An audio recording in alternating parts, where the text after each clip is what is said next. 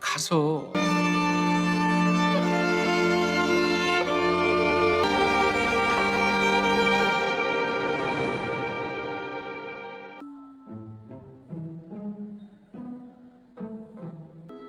너 1억이야?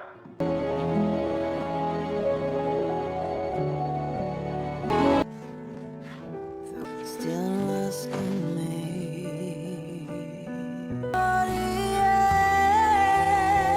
빌고 싶은 거 아니까 빌어.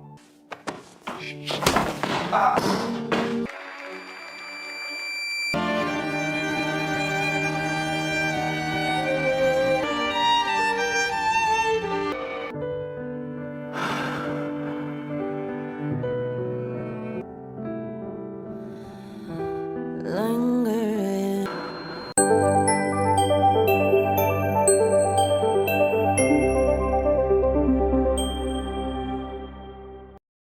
Drama ini dimulai dengan seorang pemuda yang sedang berenang di laut untuk mencari sejenis gurita. Ketika ia naik ke permukaan, ia menemukan seorang pemuda yang pingsan dengan sebuah jam tangan mahal di tangannya. Pemuda itu kemudian mengambil jam tangan tersebut bersama hasil tangkapannya. Pemuda yang pingsan itu ternyata bernama Songju. Bagaimana ia bisa terdampar di sana?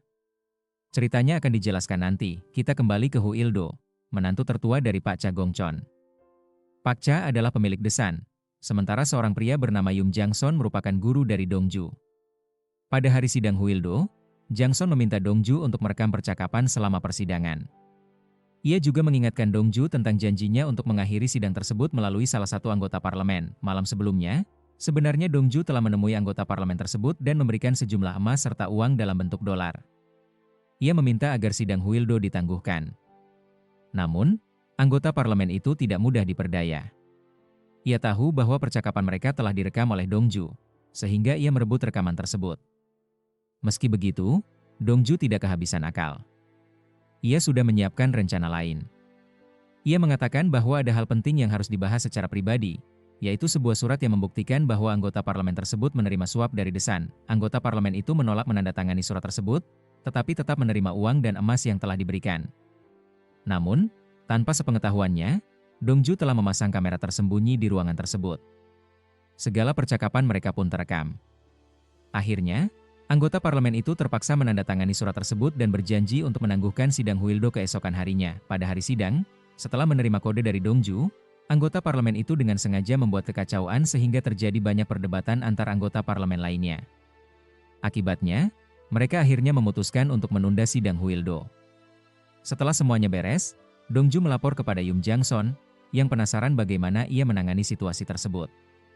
Dongju hanya menjawab bahwa ia sekadar menggunakan akalnya. Meskipun Hu Il-do berterima kasih kepada Dongju, sebenarnya ia tidak terlalu menyukai karakter pria itu.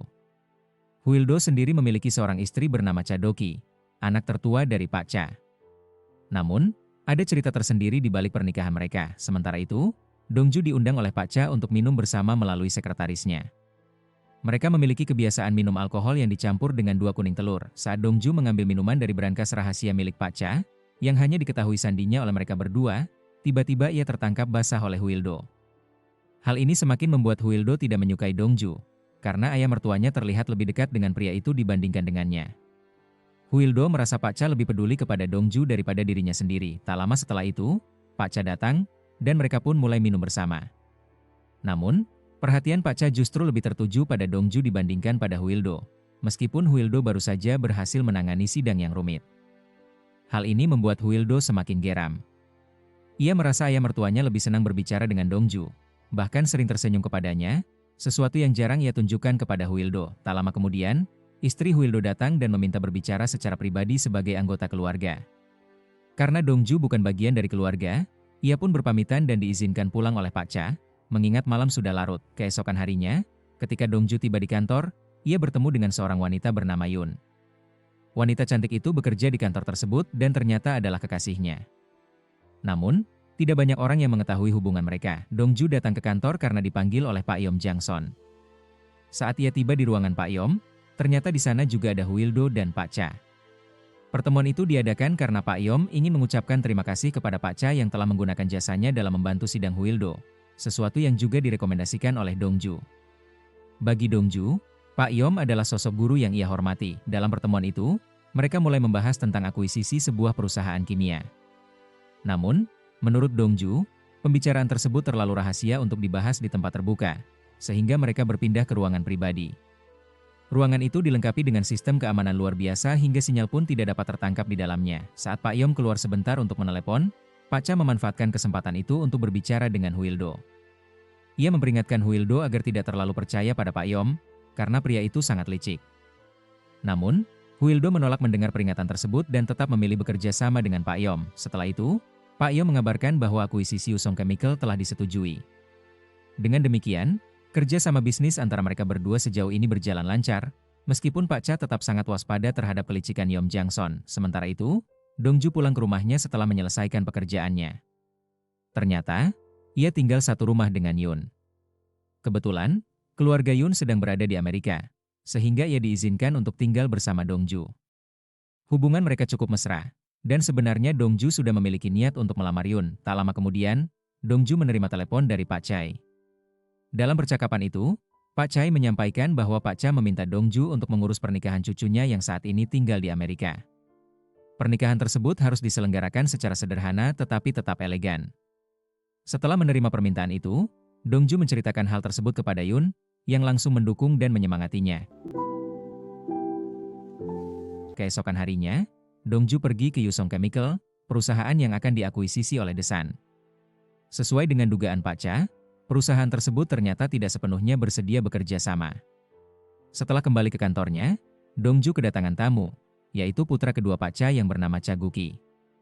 Guki, yang merupakan CEO perusahaan kimia di bawah Desan, datang dengan tujuan mengajak Dongju untuk bekerja sama dengannya agar ia bisa tetap bertahan lama di Desan. Namun, Dongju hanya mengatakan bahwa ia akan mempertimbangkan tawaran tersebut, meskipun dalam hatinya ia tidak ingin berkhianat kepada Pak Cha. Seperti biasa, Dongju selalu melaporkan semua kejadian kepada Pak Cha, termasuk pertemuannya dengan Guki. Menanggapi hal tersebut, Pak Cha menyadari bahwa mereka membutuhkan penambahan posisi wakil ketua, terutama karena akuisisi Usong Chemical akan memperbesar cakupan perusahaan. Ia merasa bahwa Guki tidak akan mampu menangani semua itu sendirian. Oleh karena itu, Pak Cha mengusulkan untuk mengangkat Huildo sebagai wakil ketua sebelum nantinya dipromosikan menjadi ketua menggantikan dirinya. Setelah menerima instruksi tersebut, Dongju segera menemui Huildo untuk menyampaikan keputusan Pak Cha. Huildo, yang tampaknya tidak keberatan, bahkan menawarkan Dongju fasilitas helikopter selama 10 hari jika ingin menyelidiki dirinya lebih lanjut. Singkat cerita, selama 10 hari berikutnya, Dongju menggunakan helikopter untuk mengawasi dan menyelidiki Huildo. Ketika akhirnya ia hendak melaporkan semua temuannya kepada Pak Cha, baru saja turun dari tangga, ia dihampiri oleh Yun. Yun yang sudah tidak sabar ingin bertemu dengannya langsung mendekatinya. Mereka pun menghabiskan waktu bersama, namun kebersamaan itu tidak berlangsung lama karena Dongju tiba-tiba dipanggil oleh Pak Chai. Yun merasa sedikit sedih karena mereka hanya bisa bersama dalam waktu singkat, tetapi ia tetap menerima keadaan itu. Dalam pertemuan dengan Pak Chai, Dongju ditanyai mengenai penyelidikan terhadap Huildo serta pengangkatannya sebagai wakil ketua. Pak Chai rupanya tidak setuju dengan keputusan tersebut. Namun, Dongju berusaha menjelaskan bahwa baik dirinya maupun Pak Chai sebenarnya memiliki tujuan yang sama dalam hal ini. Dongju dan Pak Chai berencana untuk mengambil jabatan tinggi di Desan, di mana hubungan mereka bisa diibaratkan sebagai saling menguntungkan jika salah satu naik, yang lainnya juga harus ikut naik. Setelah urusan pekerjaan selesai, Dongju kembali ke rumah dan melanjutkan kebersamaannya dengan Yun. Kali ini, mereka mandi bersama. Namun, saat itu Yun bersikap sedikit aneh. Ia tiba-tiba bertanya kalau mereka tidak berjodoh atau putus, apakah Dongju akan meninggalkannya dan membalas dendam. Sikap Yun yang berbeda dari biasanya membuat Dongju merasa ada sesuatu yang janggal. Bahkan ketika Yun mengeringkan rambutnya, sesuatu yang jarang ia lakukan, Dongju semakin curiga. Ia pun bertanya apakah ada sesuatu yang sedang mengganggu Yun. Namun, Yun hanya tersenyum dan berkata bahwa ia hanya ingin bercanda. Tak lama kemudian, Yun menerima telepon dan meminta izin untuk menjawabnya. Yang membuat Dongju curiga adalah Yun menutup pintu saat berbicara dan terdengar marah-marah. Ia mengatakan sesuatu yang menyiratkan kalau ia tidak mau mengalah lagi namun belum jelas kepada siapa ia berbicara. Sementara menunggu, Dongju mengambil roti untuk dimakan. Namun, tak lama setelah itu, ia tiba-tiba merasa tidak enak badan dan menunjukkan gejala keracunan. Panik, Yun segera membawanya ke rumah sakit untuk mendapatkan pertolongan pertama. Sebenarnya, di masa lalu, Dongju pernah dijodohkan dengan cucu Pak Cha yang tinggal di Amerika. Menurut Pak Chai, perjodohan itu akan sangat menguntungkan bagi masa depan Dongju. Namun, Dongju menolak perjodohan itu sejak bertemu dengan Yoon. Ia jatuh cinta pada Yoon pada pandangan pertama ketika mereka tidak sengaja bertemu di sebuah kafe. Keesokan harinya, Yoon mendatangi Dongju di kantor Desan, tempat mereka berdua bekerja. Ia memprotes laporan yang dibuat Dongju, yang mendapat komentar dari Pak Cha. Yoon meminta kesempatan untuk memperbaiki laporannya jika memang ada kesalahan. Dongju, yang sudah jatuh cinta sejak pertama kali bertemu dengan Yoon, memanfaatkan kesempatan itu untuk mengajaknya makan malam bersama. Dari situlah hubungan mereka semakin dekat. Demi Yoon, Dongju bahkan menolak untuk menjadi menantu keluarga Pak Cha. Meskipun itu berarti kehilangan kesempatan naik jabatan dengan cepat. Setelah mendapatkan perawatan medis, Dongju akhirnya sadar kembali. Beruntung, kondisinya tidak terlalu parah. Dokter menyatakan bahwa Dongju mengalami reaksi alergi terhadap kayu manis yang tanpa sengaja dimasukkan ke dalam roti oleh Yoon.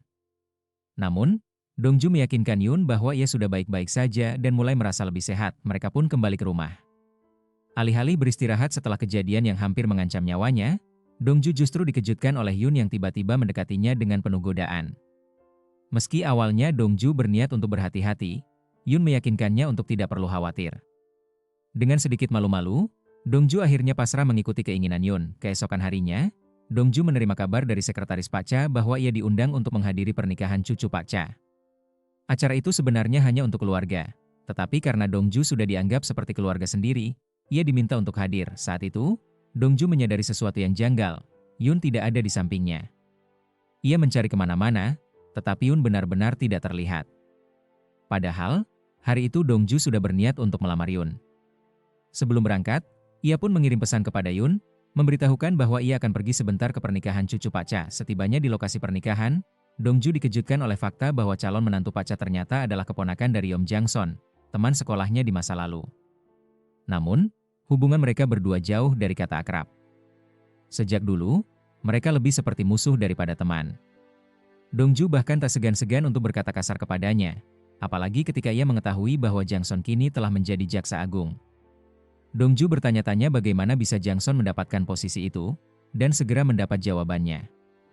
Ternyata, Jang-son adalah keponakan dari Pak Yeom, seorang jaksa berpengaruh. Saat pesta pernikahan dimulai, pengantin pria masuk lebih dulu, disusul oleh pengantin wanita. Namun, ketika pengantin wanita melangkah masuk, Dongju mendadak terdiam, tubuhnya seakan membeku di tempat. Matanya membelalak saat melihat siapa sosok yang mengenakan gaun pengantin itu yang ternyata adalah pacarnya. Yoon, wanita yang baru saja tidur bersamanya tadi malam dan orang yang paling ia cintai. Yoon berdiri di altar, bersiap menikah dengan Jang-son. Orang yang bahkan bukan teman baiknya. Amarah Dongju langsung meledak. Bagaimana bisa orang yang ia cintai tiba-tiba menikah dengan orang lain, tanpa memberitahunya sedikit pun? Pengkhianatan itu begitu menusuk, membuat dadanya sesak. Dongju hanya bisa berdiri di tengah keramaian, menatap Yoon dengan mata penuh kemarahan dan luka.